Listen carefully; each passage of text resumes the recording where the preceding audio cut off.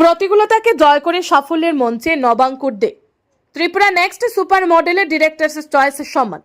কঠোর পরিশ্রম, আত্মবিশ্বাস এবং অদম্য ইচ্ছাশক্তি থাকলে যে কোনো প্রতিকূলতাকেই জয় করা সম্ভব, তারই উজ্জ্বল উদাহরণ ধর্মনগরের নবাঙ্কুর দে। সম্প্রতি ধর্মনগরে অনুষ্ঠিত Tripura next super model season 2 প্রতিযোগিতায় তিনি ডিরেক্টর চয়েসের সম্মান অর্জন করে এলাকাবাসীর মুখ উজ্জ্বল করেছেন। উত্তর ত্রিপুরা জেলার ধর্মনগরের রাজবাড়ী স্টেশন রোড এলাকার বাসিন্দা নবাঙ্কুর দে পিতা পাঙ্কু দে এবং মাতা রিন্টি দের একমাত্র সন্তান। স্থানীয়ভাবে তিনি বিপদ নাশিনী বাড়ির বড় ছেলে হিসেবেও পরিচিত। বর্তমানে তিনি ধর্মনগরের গোল্ডেন ভ্যালি স্কুলের 10ম শ্রেণীর ছাত্র।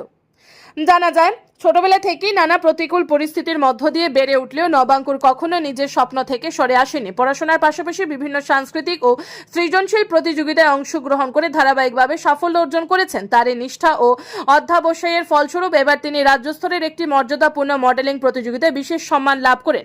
নবাঙ্কুরের সাফল্যের যাত্রা শুরু হয় 2014 সালে। তখন তিনি ধর্মনগরের পিকাসো আর্ট স্কুল থেকে জীবনের প্রথম ট্রফি ও সার্টিফিকেট অর্জন করেন।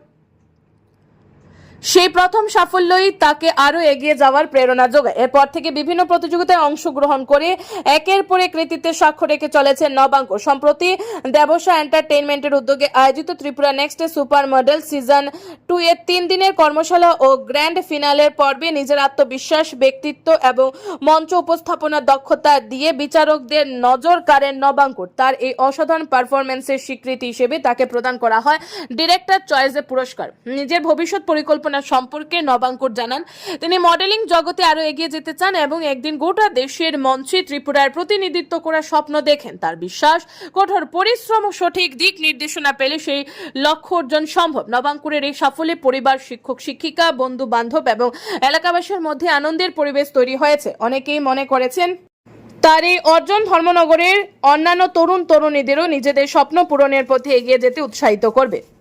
ব্যুরো রিপোর্ট, আর ধর্মনগর।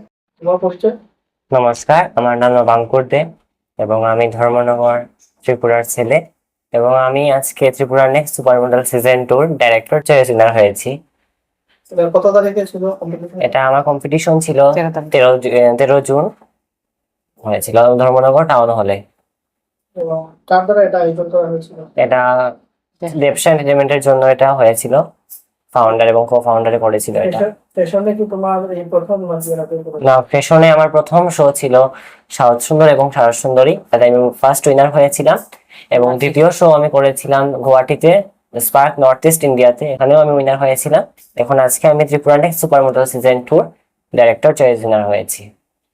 তোমার এই যে জার্নিটা আমরা দেখতে পাচ্ছি অনেকগুলি এখানে ট্রফি রয়েছে, ওই মডেলিং এর পাশাপাশি আর কি কি তুমি পার্টিসিপেট করেছিলে? ছোটবেলা থেকে সব বিষয়ে আমি পার্টিসিপেট করতাম, বাট মডেলিং এর পাশাপাশি আমি আর্টের জগতেও ছিলাম। আর্টের জগতে আমি যার জন্য ছিলাম, প্রথমত আমার প্রিয় পিকাসো আর্ট স্কুলের শিক্ষক হরিপদ স্যার। আজকে হরিপদ স্যারের জন্যই আমার অতটুকু প্রাইজ এবং সার্টিফিকেট এবং আমার মার অনেক পরিশ্রমের জন্য আজকে এই জায়গায় আমি বসতে পারলাম। পাশে আমার মা। কিরকম লাগছে আপনার ছেলে এরকম প্রতিভার সাথে বিভিন্ন জায়গাতে কম্পিটিশনে পার্টিসিপেট? আমার খুব ভালো লেগেছে। আমি চাই যে আমার ছেলে আরো দিন দিন উন্নত করুক, আরো আগে এগিয়ে যাক। মানে তার যে ছোটবেলা থেকে যে স্ট্রাগলিংটা করেছে, আমি চাই আমার ছেলেটা আরো বড় হয়ে একটা বড় পদে আসতে পারুক। তাই আর পাশে চাই পড়াশোনাটা যেন ওর ভালো হয়। আমি তাকে ছোট থেকে বহুত কষ্ট করে মানুষ করছি, কয়েকজনের সাপোর্ট পাচ্ছি, তাই আমি মানুষ করতে পারছি। কিন্তু তার বাবার ছোট মোটো একটা দোকান আছে, তাই চাচ্ছি যে আমার ছেলেটাকে যেন একটা মানুষের মতো মানুষ বানাতে পারি। তার বাবার নামটা যেন অন্য হোক, তার দাদুর নামটা যেন উজ্জ্বল হোক, এটাই চাই আমি।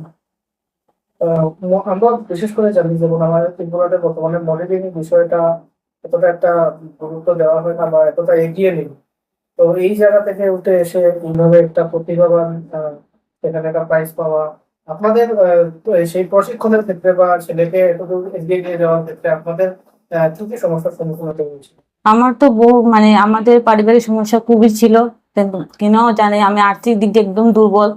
তাই আমি চাই যে আমার ছেলেকে আমি কোনো সময় অবজেকশন দিইনি, এই জিনিসটা করো না, এই জিনিসটা করো না। আমি চাই যে ও যেটাই করতে চাক সেটাই করতে দিই। মানে সবকিছু শিখতে হয়, আর্ট তো শেখাতে ভালো শিখলে ভালো একটা যদি ভালো একটা পজিশনে যেতে পারে, এটা ভালো।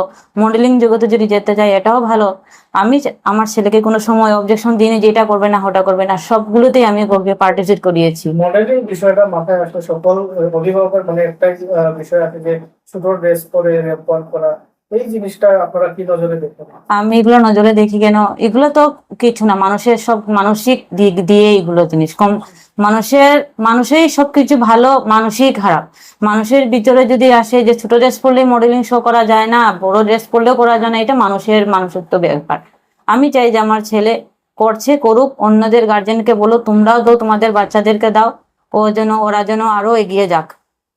আগে তো ছিল না ধর্মনগরে এরকম ফ্যাশন শো ছিল না, মডেলিং ছিল না। এখন চাই আমি যেসব আমার ছেলে প্রথম শোটা করেছিল মোবাইল থেকে দেখেছিল, বর্ষা ম্যাডাম যে করেছিল ফেসবুকে ছেড়েছিল, এটা দিকেই ও বলছে মা আমি একটা শো করব, তুমি কি দেবে? আমি বললাম করবো। তিনি একটা জিনিসে করতে চাচ্ছে বাচ্চা, আমি কেন অবজেকশন দেবো? যেটাতেই ও সফল হতে চায় এটাই করুক। আর এগুলো মা বাবাদের কর্তব্য যে আমার বাচ্চা যেটা চায় এটাই করুক।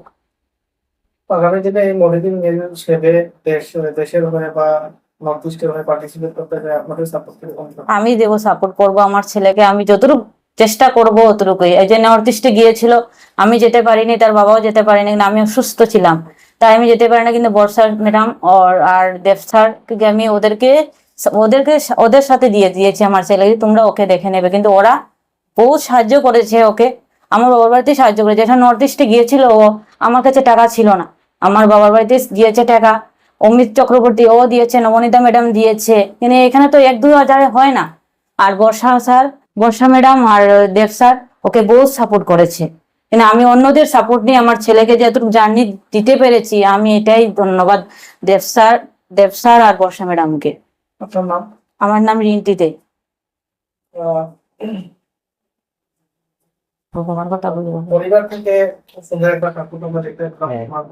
মা সাপোর্ট করছেন, তো আগামীতে কি স্বপ্ন রয়েছে এই মডেলিং? আগামীতে মডেলিং এর স্বপ্ন আছে। প্রথমত আমার গাইড টিচার এখনো আছে, এখনো আমাকে বলে যে আমি সাপোর্ট করব। তো আগামীতে আছে মিস্টার ইন্ডিয়া এবং মিস্টার রুবারত উইনার হওয়া, ত্রিপুরাকে রিপ্রেজেন্ট করব। পাশাপাশি ইন্ডিয়াকে রিপ্রেজেন্ট করে আমি একটা ভালো ফলাফল নিয়ে ত্রিপুরাতে যাতে আসতে পারি, এবং যাতে আমার নাম যাতে ত্রিপুরা রাজ্যে যাতে সবার মুখে যাতে আমার নামটা থাকে, এটাই আমার রিজন। এবং আমি চাই, আমি এটা প্রমিস করছি যে আমি খুব তাড়াতাড়ি এটা সবার সামনে শেয়ার করব এটা, এবং আমি ট্রাই করব যে আমি জিতে আসা। এবং বাবা মার সবসময় আশীর্বাদ আছে, আমার বাড়ির সবাই, আমার ঠামারও অনেক আশীর্বাদ আছে, এবং আমার বাড়িতে অনেক আশীর্বাদ আছে। সবার আশীর্বাদ নিয়ে আমি মিস্টার ইন্ডিয়া এবং মিস্টার রুবারুতে উইনার হয়ে আসবো। নেক্সটে কি কোনো মডেলিং শো আছে? হ্যাঁ, নেক্সটে আছে আমাদের সাহস সুন্দর এবং সাহস সুন্দরী সিজন 2। সেখানে কি পার্টিসিপেট করার কোনো পরিকল্পনা? না, প্রথমে তো আমি এখানে উইনার হয়েছিলাম, তো আমি এখানে গেস্ট হিসাবে যাব, এবং আমি বলবো যে আমার আজকে ভিডিওটা সবার কাছে যাবে, তোমরা সবাই এটা করো, শোটা করো, খুব ভালো শোটা। দেবসা এন্টারটেইনমেন্টের পক্ষ থেকে অনেক অনেক ধন্যবাদ আমি জানাই, এবং পিকাসো আর্ট স্কুলকে অনেক ধন্যবাদ জানাই।